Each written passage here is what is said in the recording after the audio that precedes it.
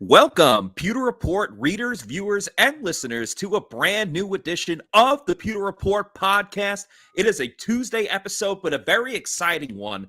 I think it could be the best one yet because we are talking about the best Bucs of all time. That's right. We're going to discuss today the all-time Bucs Mount Rushmore. Folks, there can only be four, and it's not an easy decision to make, but everyone from Pewter Report came up with their own list, and we'll discuss that on today's episode. I am your host, Matt Matera, and joined with me is SR, Scott Reynolds from Pewter Report as well, the face that runs the place. Scott, I think we're in for a great episode, the best of all time, because we're talking about the greats, the people that have made Bucs fans the happiest they could possibly be over the years. And so it's going to be nothing but just great things about this list because it's all awesome players. Feeling really good about this show, Matt. I'm with you. I think this very well could be the greatest episode of the Pewter Report podcast that we've ever done. So that's got me really excited. The topic today, the Bucs Mount Rushmore, the all-time greats. You can only pick four, like you said. I mean, it was a tough call. It was really fun doing this exercise.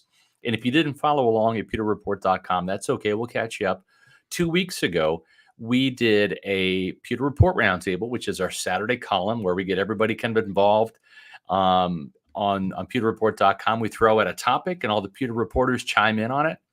2 weeks ago, it was a little easy. It was pick the four best Buccaneers on the current roster. That's going to comprise the current roster Bucs Mount Rushmore, the mythical Bucs Mount Rushmore. That was pretty easy because all three of us unanimously picked the right guys, right? Lavonte David, Mike Evans, and Tom Brady. And then that fourth one, it got a little interesting. I picked Tristan Worfs, not based just on what he's done, but just the talent level, like what he can do, what he will do. I think he's already the greatest Buccaneer offensive lineman of all time. He's not the most decorated. That's Tony Mayberry, three-time Pro Bowl center. He's not, even the best in terms of longevity. That would be Paul Gruber, Bucs Ring of Honor member who got snubbed many years on those bad Yuccaneer football teams, didn't even make a Pro Bowl, but was still a very elite left tackle.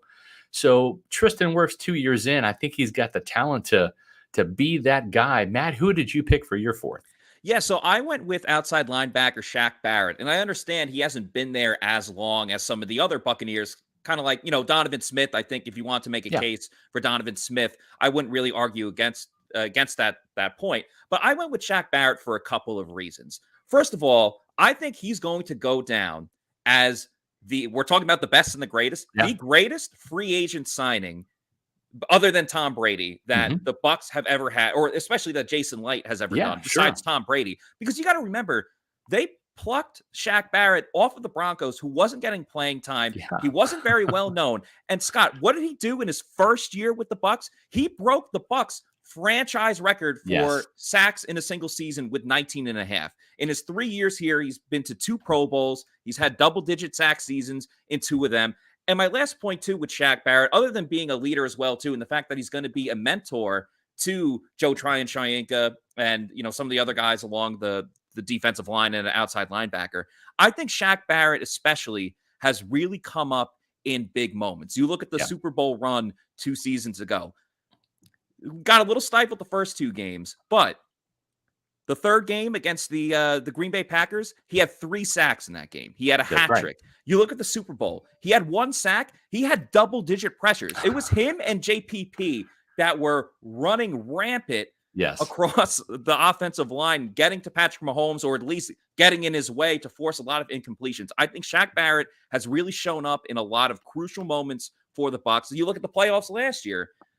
Obviously, everyone was disappointed in that Rams game, but look at the Eagles game. He had the interception when he was playing injured. He had that leaping interception, a huge play. I just think Shaq, what he's meant to this team since he's gotten here, I understand it's been a short period of time, but the impact that he's made in that time, I think it's hard to argue against him. Yeah, and the thing is when you're talking about Shaq Barrett, right? 2 Pro Bowl seasons in his first 3 years in Tampa, right?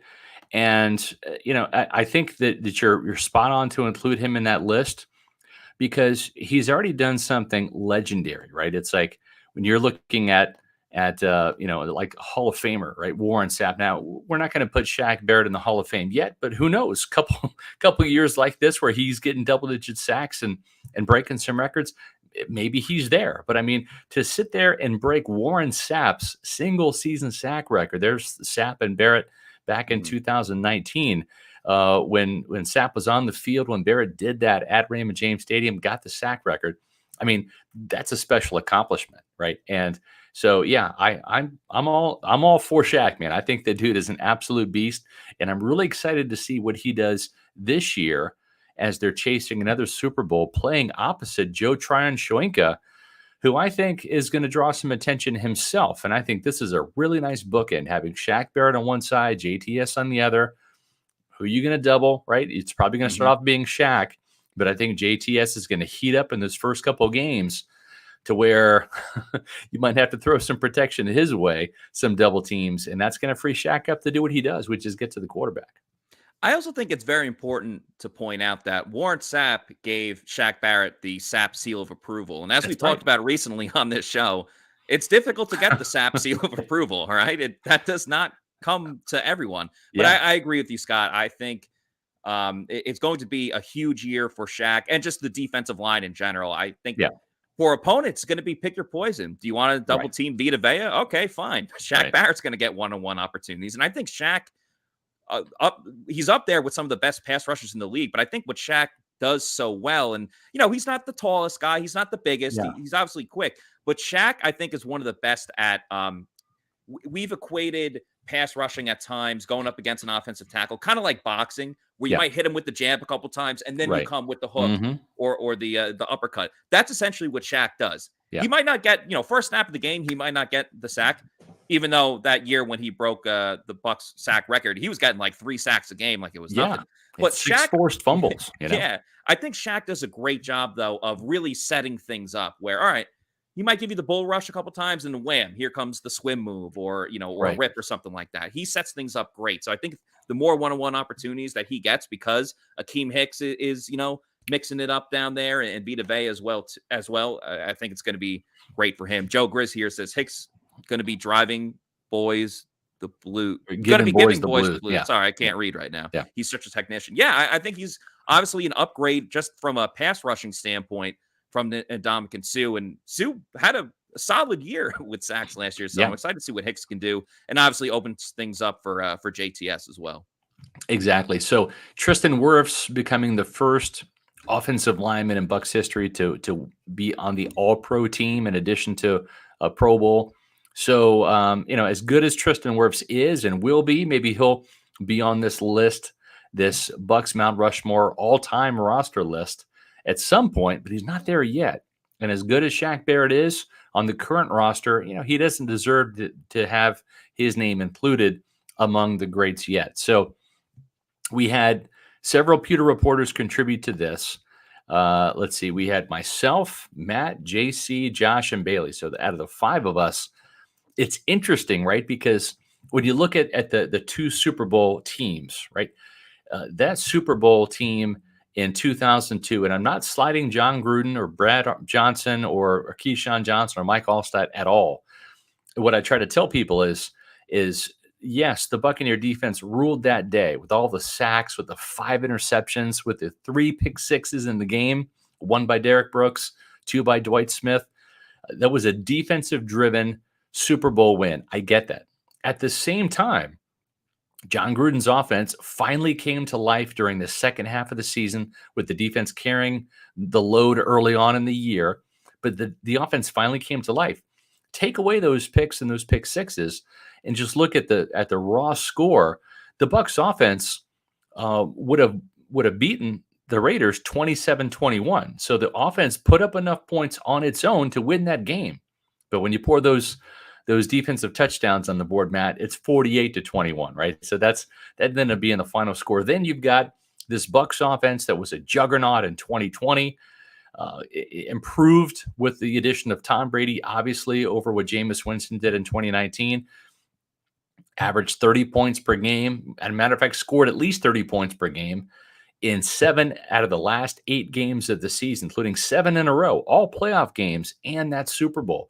The Bucs offense did its part. But Matt, the defense on that day, Todd Bowles, 9 points. Kansas City scored on this Buccaneer defense. Shaq Barrett, as you mentioned, all over the field, probably could have and should have been the MVP of that game if Tom Brady hadn't thrown 3 touchdowns in the first half to give them that lead. But it's interesting that Tampa Bay, even though they've won 2 Super Bowls, the offense has done its part, but the defense has really ruled the day, has it not?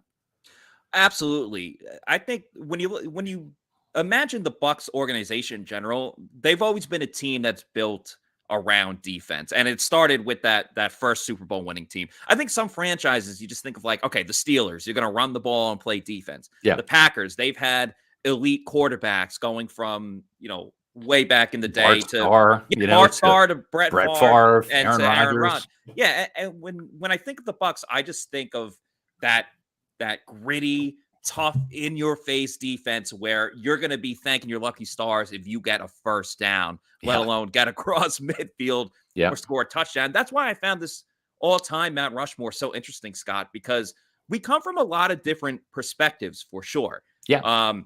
I'm not going to get on you about your age. I'm the old man. I think the dumbest thing to make fun of the someone. Buccaneers in 1995. I think it's so dumb to make fun of someone like because they're old, because literally everyone's going to get old or continue to keep aging. I just have more wisdom because I'm older. That's all. Exactly. But part of this I'm just excited for because you've been there like up front. You've been covering the team for so long. So like your experience of watching these teams are much different than mine. When the Bucs won their first Super Bowl, it was the year 2003. It was the 2002 season. I was still in elementary school, so it wasn't like I was watching the Bucs, and I grew up in New York. So it wasn't like I was watching the Bucs every single week. I've heard of Warren Sapp, I heard of Rondae Barber because, you should have drafted Warren Sapp up there with the Jets. Yeah. You drafted the tight end, Kyle. I don't remember his name, but I remember it was a tight end and everyone was angry about it. But it's so funny too, because at the time, I think I was playing flag football. It was a year before I started playing tackle football, and my team was the Raiders, and we won the championship. Okay. And then, so that Super Bowl was the Bucs and the Raiders. Yeah. But I rooted for the Bucs. Everyone was like, "What are you doing? Like, you played for the Raiders." I don't know, something about that Bucs team I just really liked. Whether it was Warren Sapp, Keyshawn Johnson obviously had played for the Jets, and I guess even as a young kid, I knew that things were going to be bad for the Jets. So I might as well root for former Jets to go and do something. That's another great, team. Matt. So I like them because of Keyshawn Johnson. Yeah.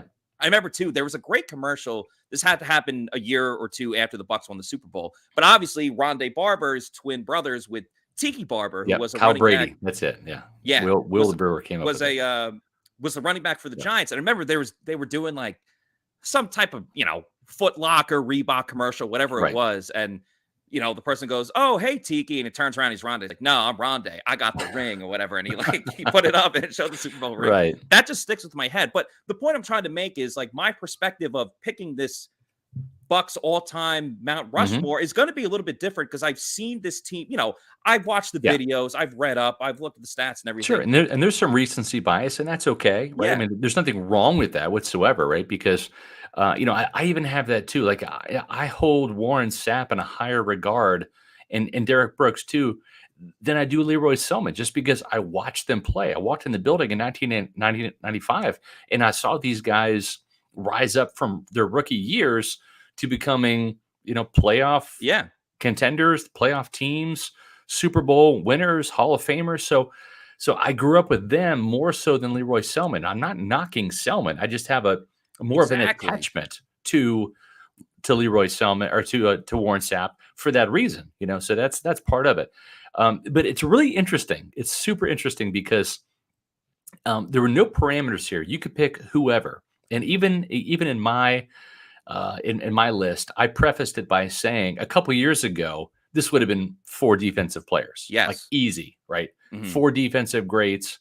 And you're maybe if you're an A-Train enthusiast, and I love Mike Alstott, I appreciate him, but there's only 4 spots. There's only 4 spots. Someone's gonna get left. So Mike Alstott, for all the touchdowns he scored, for being the power and the momentum of the Bucs offense in the late 90s and early 2000s, all the Pro Bowls that he made as a fullback, he was he was a weapon. Is what he was. He was a pass catching fullback out of the backfield. He was a runner. He was a blocker for Warwick Dunn and others, for Michael Pittman. And he just was a weapon, right? He was the best weapon in Bucs history, not named James Wilder, right? And Wilder had the misfortune of playing for some really bad teams, but James Wilder, to his credit, is still the leading rusher in Bucs history and probably will be for some time, right? So there's that, but it would have been 4 defensive players, right?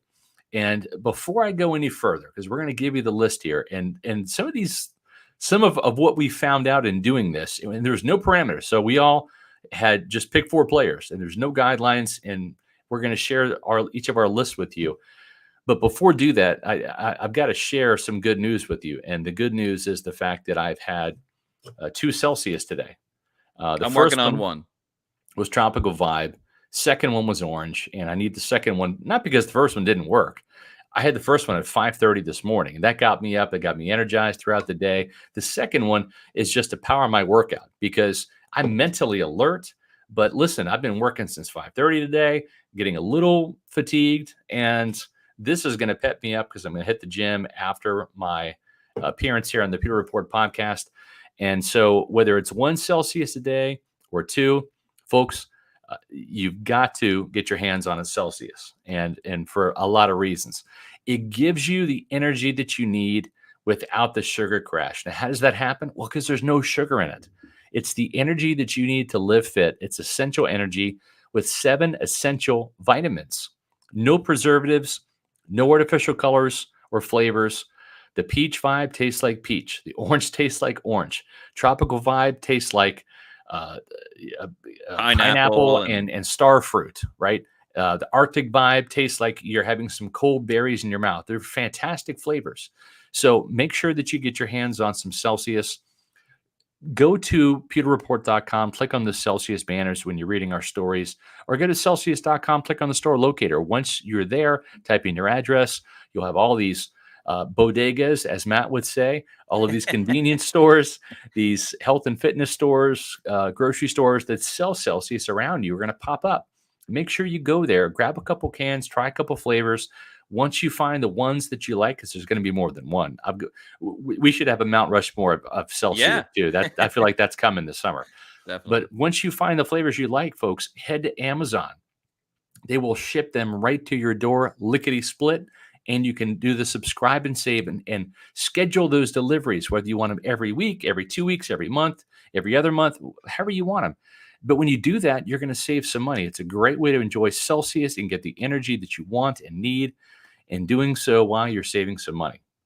Shout out to Celsius. I am rocking the sparkling orange pomegranate today. Fantastic flavor. On the show. I've been using the peach vibe for a while, but I want to mix it up a little bit today because that's the beauty of Celsius is all of the variety of flavors in the cans that they have.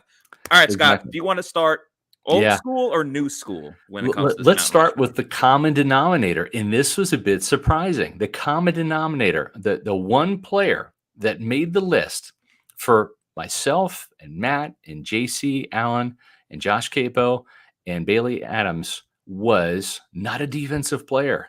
It was none other than Mike Evans. Mike Evans. And you might think, oh, well, that's recency bias. Well, listen, folks, I'm the old timer on the squad, and I'll tell you, as much love as I have for Mike Alstott and the respect, this guy is the greatest weapon in Bucs history, right? How can you argue, Matt, with 8 straight 1,000-yard seasons? That not only makes him one of the greatest, well, I should say the greatest Bucs offensive weapon of all time, it makes him one of the NFL's greatest weapons of all time. This guy's not just a pass catcher, a yards producer. This guy gets in the end zone. He set and then broke his own record for touchdowns in a season. He gets double-digit touchdowns more often than not. This is the preeminent weapon on the offensive side of the ball. And for a team that's so rich and steeped in defensive history, Matt, I think it's pretty incredible and correct that all 5 of us picked Mike Evans. He's the lone common denominator on all of our teams. You're absolutely right. Just for the mere fact that the Bucs are so defensive heavy that for him to stand out, I don't want to say above, but alongside the rest of the great players that we're going to talk about, that's tough to do it from the offensive side of the ball. And, you know, we talked about you just talked about the the stat that he has the NFL record of 8 straight seasons to begin a career with 1,000 yards or more and counting. So we'll see how long that he goes. It helps him as well, and it hurts him too that there's that 17th game, because it can help him build his record to keep going. But for all the new up and coming wide receivers, right, they have that extra game as a rookie when they're still trying to figure it out. Which didn't think about that. Yeah, could hurt Mike in that sense. But again, he's going to be able to build it for as long as he can. And I think there's just so many other pieces of information for Mike that just makes it so important. One, he's one of the most unsung wide receivers across the NFL. For years, people have been talking about DeAndre Hopkins, Julio, Tyreek Hill. For whatever reason, Mike doesn't get in those conversations as much. I understand, Bucs fans, we all know what Mike Evans is about, but he hasn't always gotten that national, coverage that he deserves until the Bucs started, to play better. And of course, he smashed so many different records. You go to single season records. In 2018, he broke that with 1,524 receiving yards. Right. 2021, 14 touchdown receptions, single season record. He's the career leader in receptions with 606. He's the career leader in receiving touchdowns with 75 yards. And not just that, he broke Mike Alstott's total touchdown record. Yes. So he scored the most points outside of kickers in Bucs history from an offensive weapon. Yeah, absolutely. There's only one record that Mike Evans does not have, and that is single season receptions. He is third on that list with 96. Keyshawn Johnson, former New York Jet great, it has the record with 106. So Mike has pretty much literally any accolade that you could think of. Mike Evans has, not just in the NFL, but on this Bucs roster. And I also think it's important to point out, Scott, the quarterbacks that he's worked with. I mean, you look at his rookie year when that team, what did they win? 1 game, 2 games? That first year? He worked with Mike Glennon. He worked with Jameis. He worked with Josh McCown. He worked with Ryan Fitzpatrick. He didn't get Tom Brady until 3 seasons ago.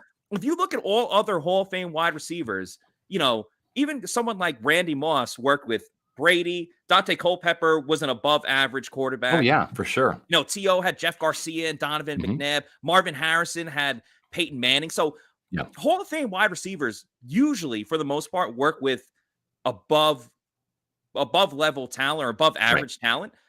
Mike, with all due respect to some of the quarterbacks we've named, hasn't really gotten that until, Jameis had a huge arm and Jameis could throw the ball down the field. So stats wise probably helped Mike. But until Tom Brady got there, we're talking about, and we all love Fitz too. I'm not trying to use Fitz here, but he's good for like 3 games a year. It's like the Fitz magic, it wears off, right? I mean, we love Fitz, but like we're keeping it real. I mean, he went on like 9 teams for a reason. So, and Scott, I think on top of that too, it's really important because again, there's no criteria to this. It's just kind of our opinions and what we look at as important.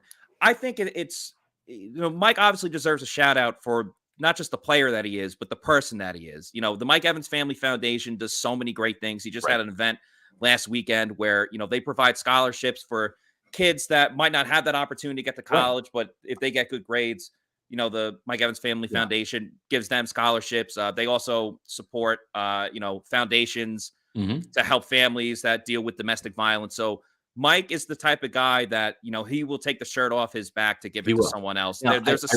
I will say this. I know some fans get all giddy about, oh my gosh, Mike Evans restructured his contract again. And that's great. But understand, every time Mike has restructured his contract, he's getting every single penny that was in his original deal. He's just getting it in a different form. Maybe it's a roster bonus to where it's more money up front. Maybe he's taking a pay reduction 1 year to get a pay increase the next year, but it's still guaranteed.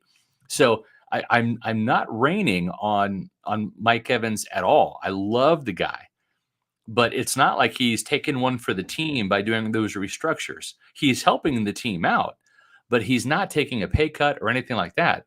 But what I will say, and this, this should be stated more than it has been, especially in this climate.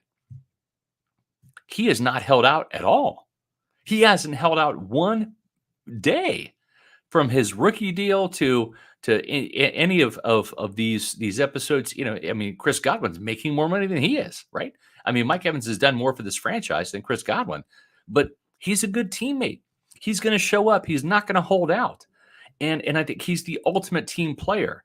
And I think for that, more so than willing to take, rearrange the paydays that he gets, that to me is where he really deserves some props and some praise, because he is a team first guy. He understands what Tom Brady's understood for most of his career, which is, yeah, I could get paid more, but that means that maybe another teammate is they can't afford him, right? So it's going to hurt the team a little bit if I want a bigger piece of the pie, because it's going to make everybody else's pie a little piece of the pie smaller.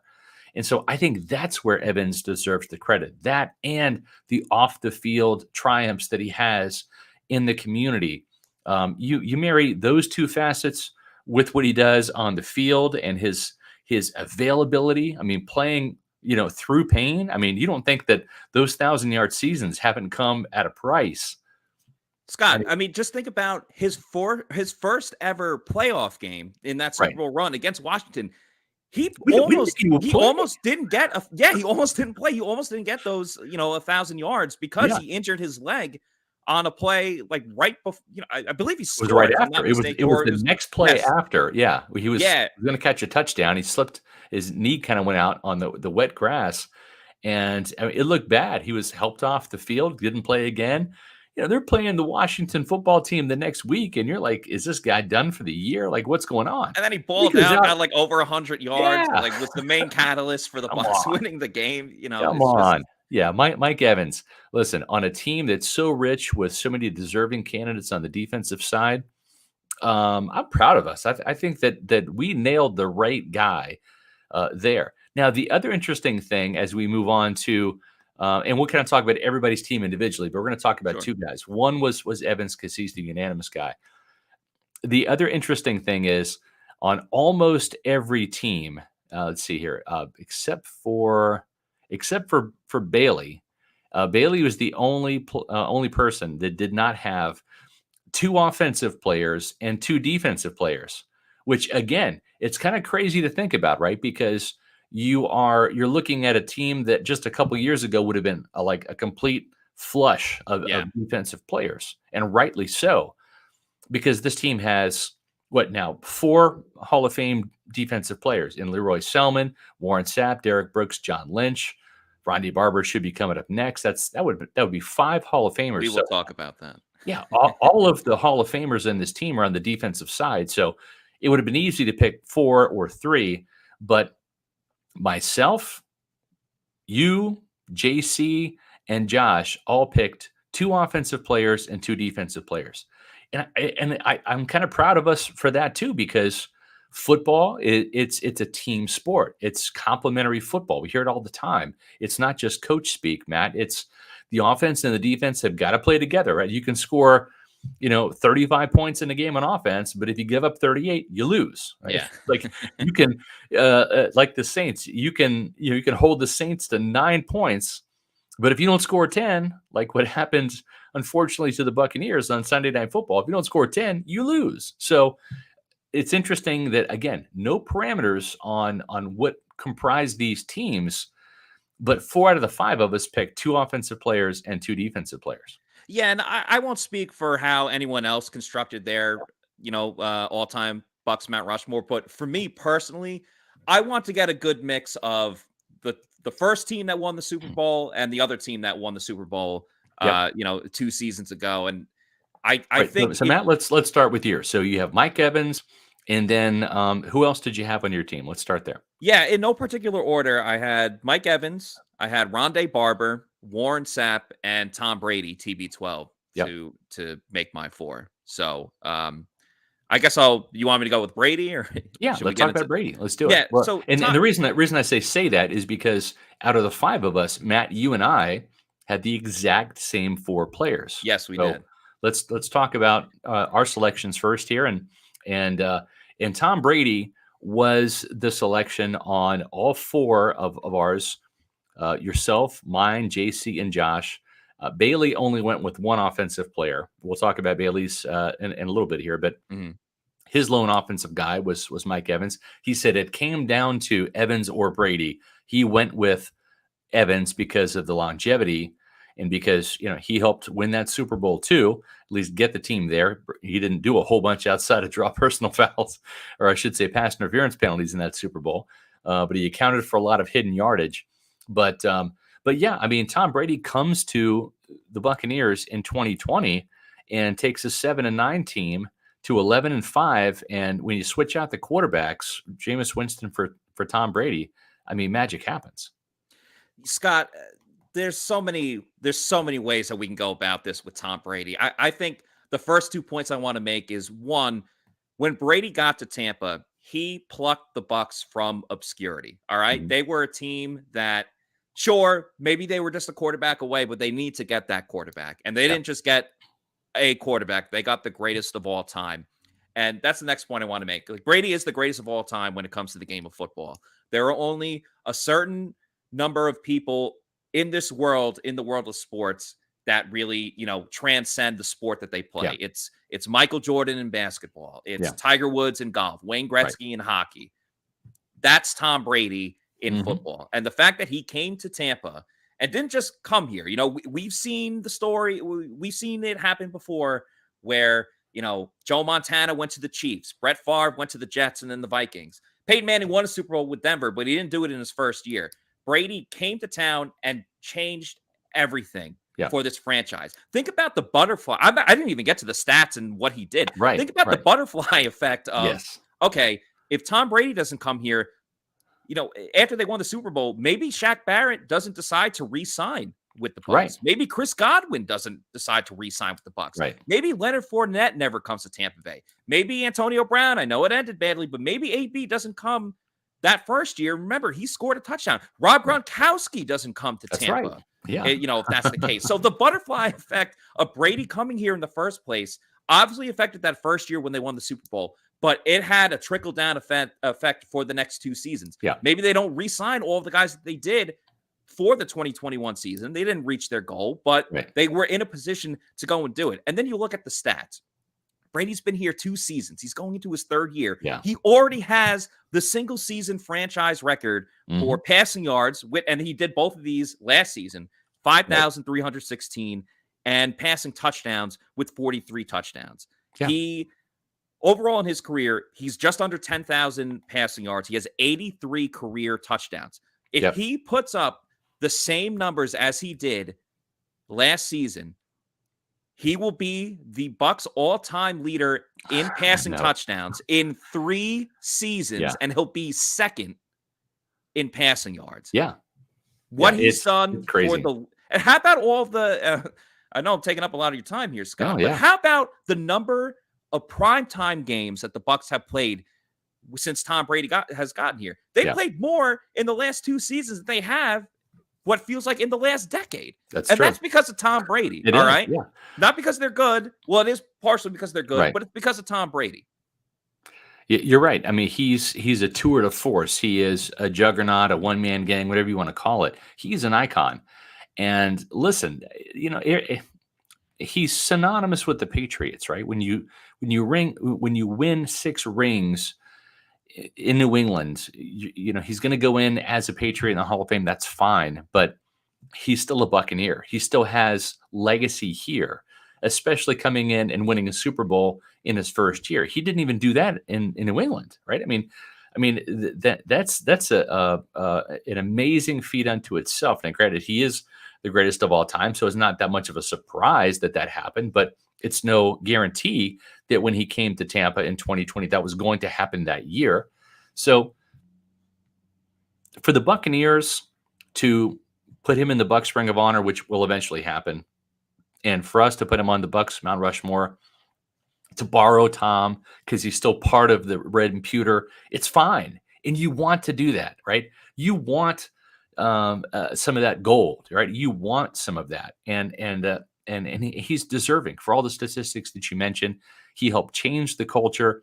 And I think the lessons of Tom Brady, the preparation, the attention to detail, those types of things were something that it permeated the Bucs locker room, not just on the offensive huddle, but on the defensive side of the ball too, Yes. and will, I believe, resonate with this team when Tom is gone as well. They might not find the same level of success, but I think they're going to have sustained success after Tom Brady because of that. So yes, I definitely believe Tom Brady deserves to be on Mount Rushmore too. So it's interesting, right? So we essentially have started off our list here with 2 out of the 4 on the offensive side of the ball, which again is kind of stunning given how all of the Hall of Famers currently on this team are on the defensive side.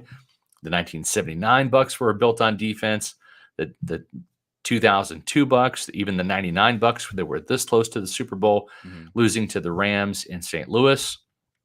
The 2020 Bucs defense wasn't a slouch by any means, but we've got Evans and Barber, in there. Brady. I'm sorry, Brady. Yeah, I'm looking at the next one here. So your other 2 and my other 2 were let's start with Warren Sapp, because Warren Sapp, like Tom Brady, almost was a unanimous pick. He was picked on 4 out of the 5. I had Sapp, you had Sapp, J.C. Allen had Sapp, and Bailey Adams had Sapp.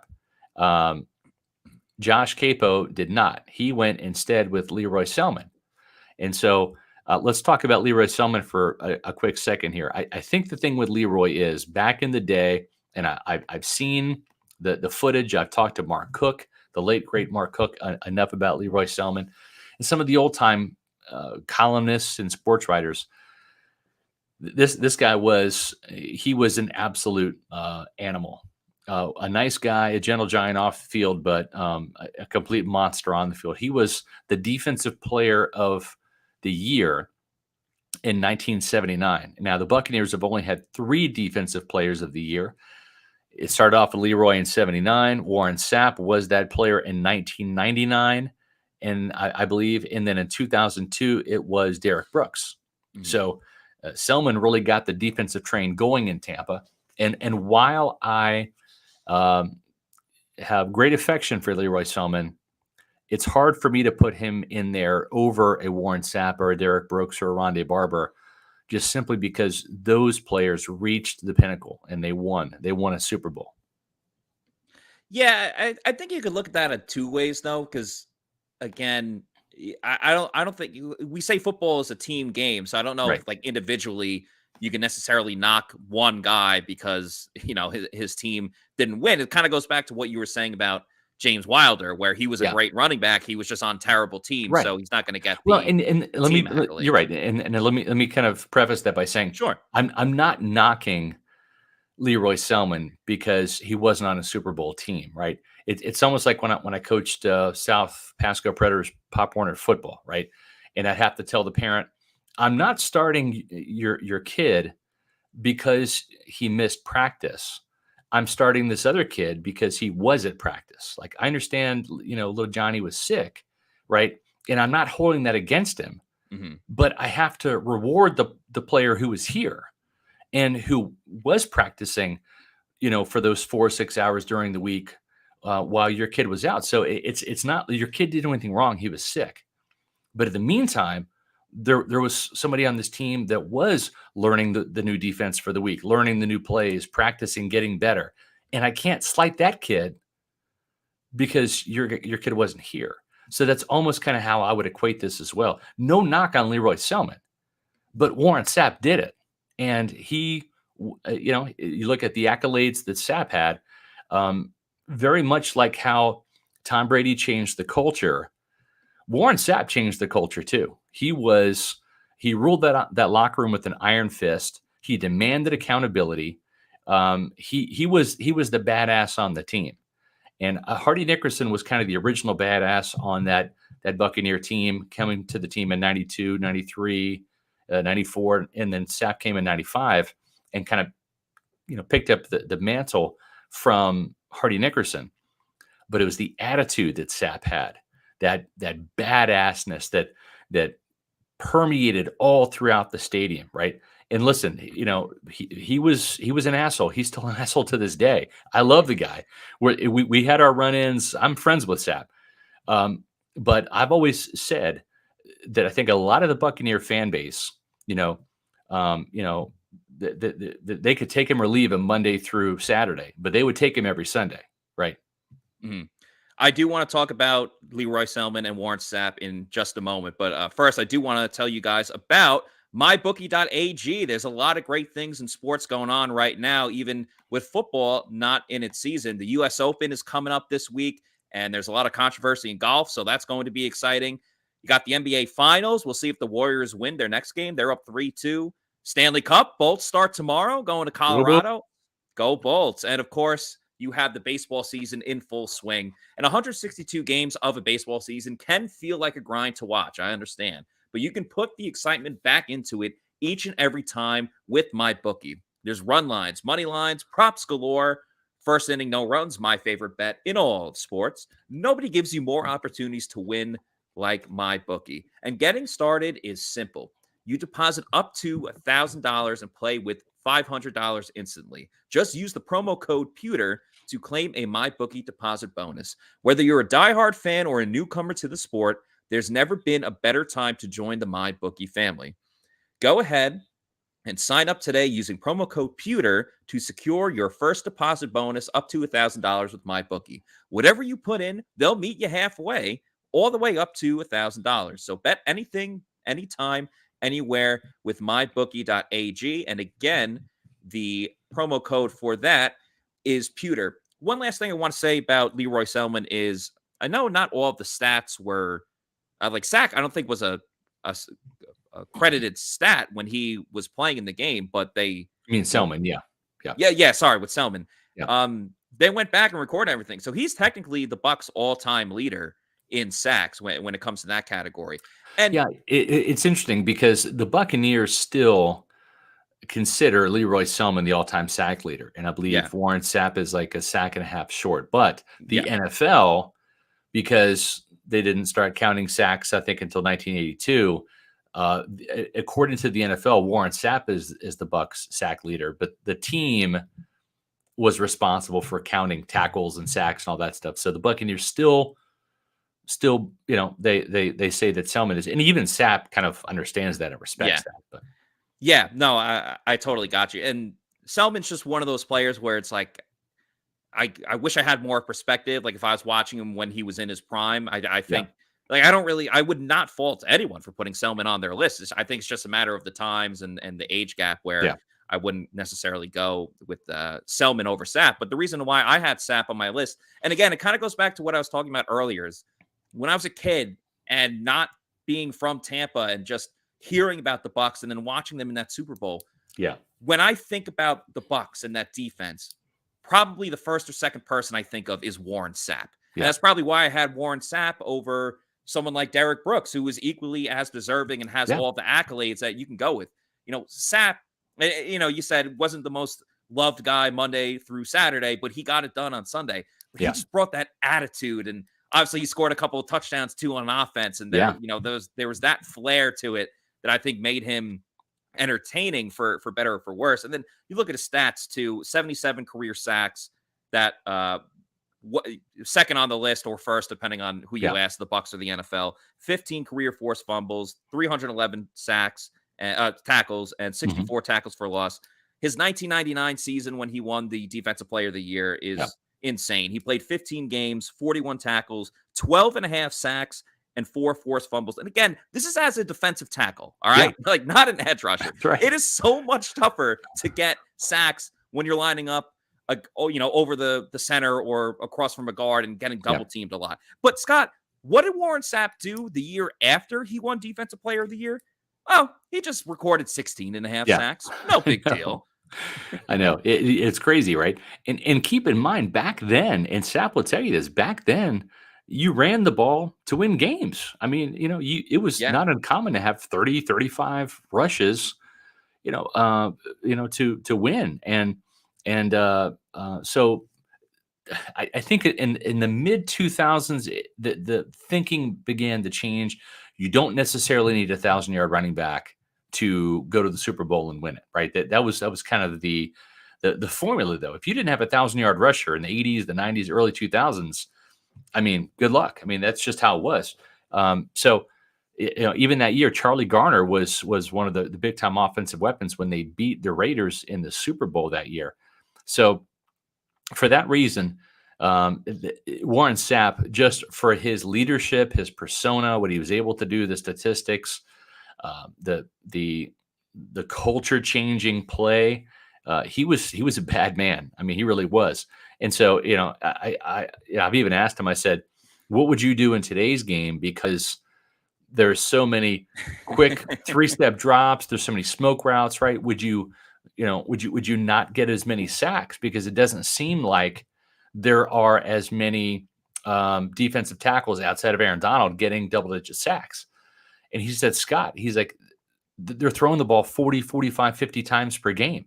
I was playing, there were more maybe 5-7-step drops, but I was playing when they threw the ball 25 times per game, running at 35. So it's an interesting scenario to think about. The other thing is he said, I've gone up against Randall McDaniel, Larry Allen. Like, who are the great guards in this day and age, right? Who's Aaron Donald, legitimately beat to get some of these sacks? Ali Marpet retired. So yeah, I mean, Ali Marpet was a good player, right? You have Quentin Nelson, but I mean, there's not as many of those Hall of Fame caliber guards in this day and age that there was back then. And I think that part of the reason is because you had to be able to pass protect and run block back then. And I think it meant a little bit more for Hall of Fame voters to sit there and say, oh, you had 1,000-yard rusher and a 3,000-yard passer. Damn, you're a good guard, on a high-scoring offensive team. So Warren Sapp was Matt and I's other pick. Yeah. The other Scott, can I make one more point about Warren Sapp, if you don't mind? Yeah. Another reason why I picked Warren Sapp, and this goes to the perspective type of things, is, I've just seen the way that you've talked about Warren Sapp, the way Mark Cook has talked about Warren Sapp, and man, I really wish Mark could have done a podcast this talking about the all-time he'd be all over it. Yeah, he would have been awesome with that. And the way Pewter Report's photographer Cliff Welch has spoken about Warren Sapp, and you just see with the excitement, the inflection in your voice when you talk about Warren Sapp. It was just, it came down to when I was picking some of the old school guys. Yeah, it came down to Brooks and Sapp, and I just thought about the way that I've heard you guys tell stories about Sapp, and it just that's essentially kind of what it came down to. You know what's funny is for the longest time, I had Derrick Brooks as the greatest Buccaneer of all time. And it was actually Mark Cook who changed my mind. Now, Mark Cook, again, the late, great Mark Cook, we love him, miss him terribly. I was just talking about him to good friend David Kahn at Bespoken Company today, talking about Mark. Mark Cook, as much as he loved his Buccaneers, he loved his Seminoles just as much, right? It was a Saturday, Sunday. I got the sign up there for him. Yeah, that's right. I mean, it was like a double-barreled weekend for him. Noles on Saturday, Bucs on Sunday. But as much as he loved Derrick Brooks being a Seminole great, we would have these kind of wars, like these statistical things, and I'd say, Derrick Brooks is the most decorated Buccaneer of all time, right? More All-Pros, more Pro Bowls. Just like Sapp, he was the defensive player of the year. And, Mark, he did that in 2002, which is when they won the Super Bowl. Then he caps it off the Super Bowl with a pick six. I mean, how could it not be Derrick Brooks? And what changed my mind was he said, okay, you're drafting a team. Which Buccaneer are you starting with? Who's your first pick if you're picking any Buccaneer player? And I was like, oh, man, okay, I see where you're going here. He's like, yeah, you're starting up front in the trenches with the badass, with the Mr. Accountability, with the culture changer, with the attitude, with the guy that can get to the quarterback and affect the quarterback, with the guy who's equally good at stopping the run. That changed my mind. And that's where it flipped for me. And I've recognized Warren Sapp as the greatest Buccaneer of all time since then. And so, that's that. In full transparency, it was Mark Cook, Seminole legend, that took me off of one Seminole and onto a Miami Hurricane. Yeah. So that does bring us to the fact that myself and you and JC and Bailey all had Warren Sapp on our list. So now we've talked about Brady and Evans. Now there's a couple of other guys we need to talk about. And Derrick Brooks got got on the list for J.C. Allen and also for Bailey Adams. We're going to talk about Rondae Barber, though, because that's the guy that you and I had as the other defensive player on this team. And Matt, let me hear your case for why you picked, like I did, Rondae Barber over Derrick Brooks. I believe my first line in the PR roundtable was, if Rondae Barber isn't going to make if Rondae Barber keeps getting snubbed from the NFL Hall of Fame, I'll be damned if he's going to not make the Bucs Mount Rushmore. I love it. I just think when you look at what Rondae Barber has meant to the Bucs organization, the fact that he's played so long for this team and only played for one team. Yeah. Look at he has 14 touchdowns. Okay. Yeah. He's one of 2 players in NFL history to make the 40-20 club. That's right. Over 40 interceptions and 20 sacks. He has 47 career interceptions. Yeah. And 28 sacks. 47 those interceptions are the Bucs all-time league. The Bucs franchise record in interceptions. He's a 3-time All-Pro player. He was on the NFL 2000s All-Decade team, so he's making those teams, but he can't make the Hall of Fame. And I just want to go back to the touchdowns I was talking about. 14 non-offensive touchdowns. Scott, let me read to you the names of the players that are above him on the list. Devin Hester has 20, who is considered the greatest kick returner of all time, or punt returner. He will probably be in the Hall of Fame soon. Dion Sanders, I'm sure you've heard of him. Rod Woodson. Next up is Rondae Barber. Yeah. Rondae Barber's 14 non-offensive touchdowns is more than Ed Reed, Hall of Famer, Aeneas Williams, Hall of Famer, and Charles Woodson, Hall of Famer. Here's another thing that Rondae Barber has on all of those guys on that list, besides being up there with the touchdowns. Of all those players I just named, Rondae Barber is the only player on that list that only played with one team. And let's not forget, too, that Rondae Barber essentially invented the importance of the nickel corner position. And one last stat for you. Rondae Barber is the all-time leader in consecutive starts for defensive back. I believe the number is 215, but nonetheless, it's over 200 starts as a defensive back. He has the longevity. He has the stats. He has the highlight play, of course, the pick six in the NFC Championship game against the Eagles. Yeah. How is this man not in the Hall of Fame? He has NFL records, team records, across the board. Everyone knows Rondae Barber. How is he not in the Hall of Fame? As much as I love John Lynch, and you saw, John and I and you, we talked out there at the NFL owners meeting for 15, 20 minutes reminiscing, and got a great relationship with John Lynch, right? I still text him. I love John Lynch. This is kind of like, I'm not dissing John, but if you're going to put John in the Hall of Fame, Rondae's a better player. He's got better statistics. He just is. I'm not saying take John out and put Rondae in, but if you're going to have John in, you got to put Rondae in, right? Just for that reason. And Matt, he's got this signature play in franchise history. That pick six catapulted the Buccaneers past the Eagles finally. I mean, the Eagles were the Buccaneers' nemesis for 2000, 2001. I mean, the Bucs playoff seasons ended in Philly. Then they have to go back there a third year in a row after they had lost there during the regular season and win. And so I just think that Rondae Barber, he's my all-time greatest favorite Buccaneer. Apologies to Warren Sapp. Sapp's number 2. He knows that. Rondae's my guy. He's the guy for me. And here's the reason why he is over Derrick Brooks. He became the prototype of what a nickel cornerback is and will be. And as much as I like Derrick Brooks, he's a tremendous coverage linebacker, one of the best coverage linebackers of all time. They didn't blitz him because he was too valuable in coverage. That's why you see guys like Lavonte David and Devin White have more sacks than Derrick Brooks did. I don't know if Devin's there yet, but he's pretty close. But my point is Rondae Barber is the prototype of the nickel corner. Now, back in the day, and even to this day, when you think nickel corner, you think that's the guy coming off the bench to play in the slot on third downs or obvious passing downs.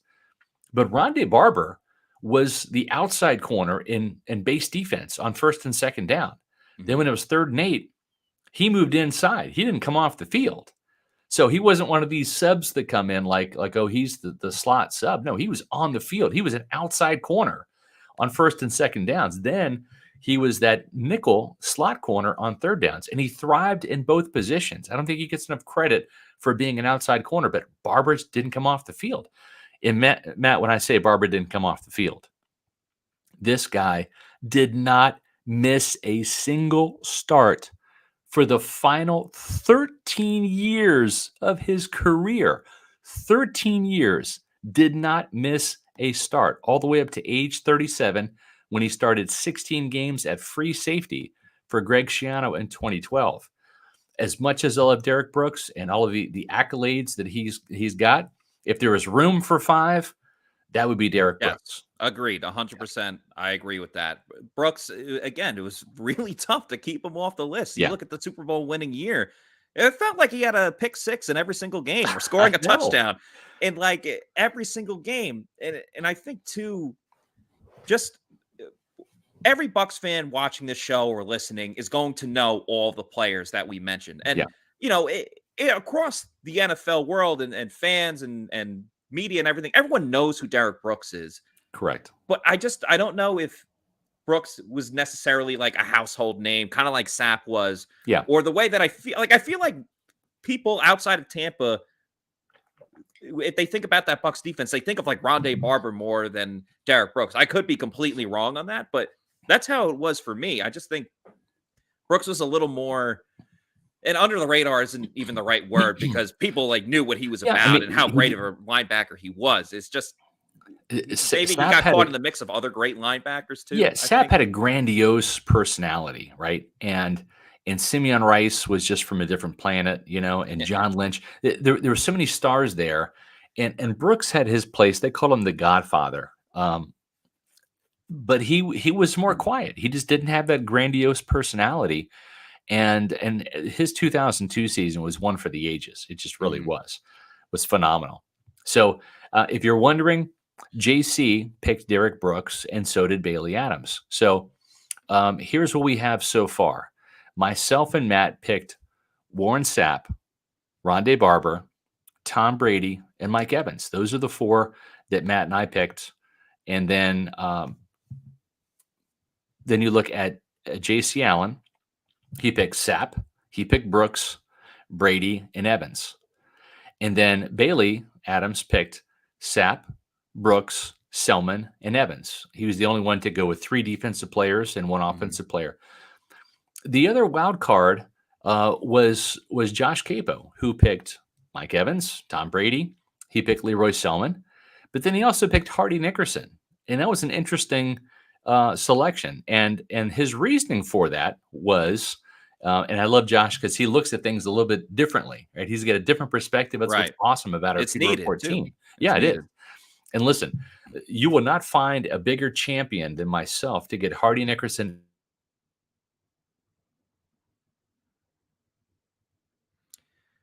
Okay, I think Scott froze there. As many listeners and viewers know, his laptop tends to crap out at times. But this actually comes at the perfect time, because then I could tell you guys about Pin Chasers, the proud sponsor of the Pewter Report podcast. Guys, if you don't know about Pin Chasers by now, what are you doing? We've had Pewter Report bowling leagues there. We've had special events there, including the A-Train, Mike Alstott. We've had events with him there, along with Martin Gramatica. But going to shout out to Joel, who said RIP Scott's laptop. Scott will be back on in a second. But guys, going to Pin Chasers is more than just going to your typical bowling alley. All right. It's a fun night out with friends and family, because they have different deals literally every single night. All right. They got all you could eat pizza. They got all you can bowl. They got Dollar Miller Lights. They got different deals every single day. Brunch on the weekends, very great, because the food is underrated. Pizza's great. Nachos are great. You can get chicken tendies if you want to. So it's a great night out with friends and family. You'd also host a birthday party for your kids. You can reserve a lane. They got a little arcade area so the kids can bowl and play video games at the same time. So make sure you go to pinchasers.net to reserve a lane and or book a party. Again, that's pinchasers.net, and their owner, Anthony Peroni, is a huge Bucs fan. So you're supporting a fellow Bucs fan that has season tickets. You're supporting a Bucs fan in the community by going to Pin Chasers, and that's pinchasers.net. Scott, we lost you there for a second when you froze. You were just getting into talking about Hardy Nickerson. Yeah, he broke my laptop. He did his incredible Hulk smash and broke my laptop. So, yeah, I mean, the thing with Hardy Nickerson that was awesome as a young reporter, I was intimidated by him because he was Warren Sapp before Warren Sapp, and I think with Josh Capo, what he said about Nickerson and why he put him on the list was, would Warren Sapp be Warren Sapp without Hardy Nickerson? Would Derrick Brooks be Derrick Brooks without Hardy Nickerson? Would John Lynch be John Lynch? Would Rondae Barber be Rondae Barber without the leadership that Hardy Nickerson gave this team? And that's an interesting perspective. It really is, right? Hardy Nickerson was, I believe, a 3-time Pro Bowler in Tampa Bay, and helped took the Buccaneers to the playoffs in '97 and '99. And he was the guy that taught those young Buccaneer greats on defense how to lead, how to be dominant, how to not be afraid of the competition, because the Buccaneers, before Hardy Nickerson and company turned it around, they were the Yuccaneers. They weren't the Buccaneers. Mm-hmm. And so I think that there's something to be said for that. I think as an individual player, Hardy he's going to be in my top 5. I should say top 10 probably now, because this list keeps growing, Matt. You got Mike Evans, you got Tom Brady. Again, it would have been defensive players. Hardy might have been number 5 a couple years ago. Now he's sliding down the list closer to number 10. Can't fault that logic, because what came first, the chicken or the egg? That was one of the questions posed to the Buccaneer players by Buccaneers.com the other day as they're coming off the field. That was a pretty fun little exercise there. So we don't know what, if Sapp would have reached his full potential, or Brooks or Lynch or Barber, these great players that made the Hall of Fame and that made our list here. But Hardy Nickerson certainly had something to do with it, right? He didn't end up winning the Super Bowl here, but he was part of the foundation that got the Buccaneers there in 2002. Yeah, I think there's been a solid trend of that. If you look across the Bucs history of guys that have paved the way for others. Mm-hmm. One in particular that I really think of wasn't even players, it was coaches. Tony Dungy was there when he formulated that defense that went on to be a Super Bowl champion. And then John Gruden was the head coach, obviously, when they won it. But I don't think it's too often that you see it in the Bucs Ring of Honor. Like, Tony Dungy is in the Ring of Honor as a coach. He didn't win a Super Bowl. He went on to win a Super Bowl with the Colts. So at the end of the day, everyone's happy. Dungy got a Super Bowl. The Bucs won a Super Bowl. Yeah. Monty Kiffin is in as a defensive coordinator. And I don't think you see that too much. Yeah. Across the leagues when an assistant coach gets into, Ring of Honor or Team Hall of Fame, whatever you want to call it. So I think you've seen a lot of examples of players like Hardy Nickerson, as you just mentioned, and coaches with Tony Dungy giving the reins over to, when John Gruden took over. There's a lot of those examples of players and coaches paving the way, whether they wanted to or not, but paving the way for, others to succeed. Right. And the interesting thing is, just we'll kind of end on this note, right? I mean, Brad Johnson was a really good quarterback, right? He didn't really set a whole bunch of records here, but he steered the ship. And it was a defensive-minded, team that won the Super Bowl in 2002. Brad did his part, certainly, by throwing a couple touchdowns to Keenan McCardell in that game. Mm-hmm. But I had a chance to have dinner with Brad and also see Monty Kiffin at the Sports Club of Tampa Bay Hall of Fame induction. Both of those gentlemen were inducted, and rightly so, into the Sports Club of Tampa Bay Hall of Fame this past week. And I went up to Monty and reminded him, I said, Monty, what I've always loved about you, aside from the Tampa 2, was the fact that you, not Tony Dungy, not John Gruden, you are the all-time winningest coach in Bucs history, because his career spanned both of those legends. Mm-hmm. So it was awesome to see him in the Bucs Ring of Honor. And then for Brad Johnson, this team drafted Kyle Trask, and you heard Jason Light after they drafted him. They said, this guy kind of reminds us of Brad Johnson, kind of a pocket passer, strong enough arm, has really good touch, accurate guy that can really, distribute the ball to the weapons. And that was good enough to win a Super Bowl, right? And now you've got Tom Brady, who's just the GOAT.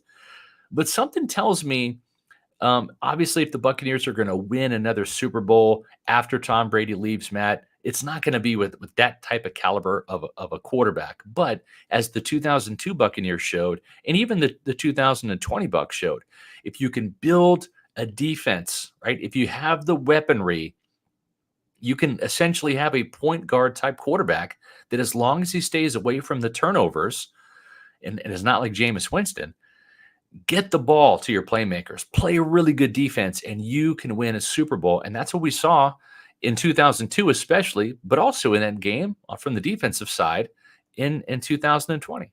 That's a great point. And I think that's something that we talked about when Brady was still retired for the 41 days, where this team can still win right now and still win the division because they have a very talented roster on both sides of the ball. Right. Just got to make sure you have the right guy to steer the ship. And we thought that was going to be our guy, Blaine Gabbert. Then Tom Brady came out of retirement. Yeah, ruined that. Thanks, Tom. When it comes to Tom Brady and Brad Johnson, there's no comparison. Yeah. When it comes to who's the better quarterback, that's clearly Tom Brady. But if you want to talk about the TikTok games between Tom Brady and Brad Johnson, that's very close. I mean, Brady's very funny on social media, and his TikToks are good. Big bad Brad with his trick shots, man. I'll tell you. Brady had the one the other day. I think yesterday he was, giving a little jab to his buddy Peyton Manning. But Brad Johnson with the trick shots, oh man, that's insane. They are absolutely crazy. He's built a great second career just as a TikTok star with these trick shots. So Brady and Brad Johnson, quarterback, we know the answer to that. TikToks, much closer than you think.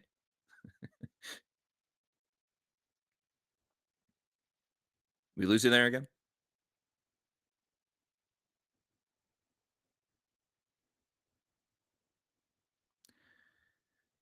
All right, looks like we lost Scott again, which is quite all right because we are about to wrap up today's show. Just want to thank everyone for watching again as I sign off solo here on the show. And just want to remind everyone again to make sure you like and subscribe to our YouTube channel. Hey, Scott's back. Awesome. Again, just want to say to everyone, please like and subscribe our YouTube channel. It helps with our algorithm and helps get the Pewter Report podcast out to other people that are football fans or Bucs fans that might not know about us. And we obviously have a podcast that goes for about an hour long each day. We got a lot of shorter clips too from just segments of the podcast, along with when we're at the facility, the press conferences that go on. So, if you like the content that we're churning out, along with pewterreport.com, all of our articles that we have there, just do us a favor, like and subscribe. It's free, doesn't cost you anything. Just lets you know when we have a new video or a new podcast coming up. It would do us a lot of help with that. And again, we appreciate everyone that watches, listens to our show, and of course reads all of our content on pewterreport.com as well. Scott, any parting words? Go Bolts tomorrow night. That's going to be a fun. We're waiting for that for sure. They're going to be heading out to Colorado, and folks, if you want to get to Colorado, well, you can take a trip if you want. That's fine. It's summertime. Colorado's a great place to go visit. But if you want to, maybe go out there for an extended stay or retire out there, well, there's one place to turn, and that's our friends over at Muni Financial. At Muni Financial, we help you live in the now. Congratulations. We're so happy for you. Thank you. And even though the now may feel very different, you still need to plan for the future. How's retirement treating you? Oh, just fantastic. I know I say it all the time, but you really got to come up to Colorado. Let's do it. All right. Yeah. We can help you develop that plan to keep you on track so you can still prepare for tomorrow, today. Muni Financial. Plan ahead, stay ahead. Got to get out to Colorado, man. We absolutely do. Managing your family's wealth means more to Muni Financial than simply allocating your assets. It means legacy planning, brokerage and advisory services, retirement accounts, college savings accounts, and insurance services. Folks, do what I did. Call Muni Financial. Let Mark and David and their team help you plan ahead and stay ahead. They get over 40 years of experience in the Tampa Bay area. They can help you nationwide. So even if you have a financial advisor, it doesn't hurt to get a free second opinion, right? Give them a call, 1-800-868-6864, or visit amuni.com. Matt, that was a fun show. Really enjoyed seeing everybody's comments in the chats with their own Mount Rushmore for the Buccaneers. That was awesome. We're going to be back tomorrow, folks, at 4 o'clock Eastern time with another edition of the Pewter Report podcast. Just found out word shortly before going on the show, we're going to have Rachaad White, Bucs rookie running back, on at some point in the near future, working with his team and his schedule to find out when we're going to have him on. But I think it's going to happen sooner rather than later. So appreciate that, Emily. And thank you very much, everybody, for tuning in to another edition of the Pewter Report podcast.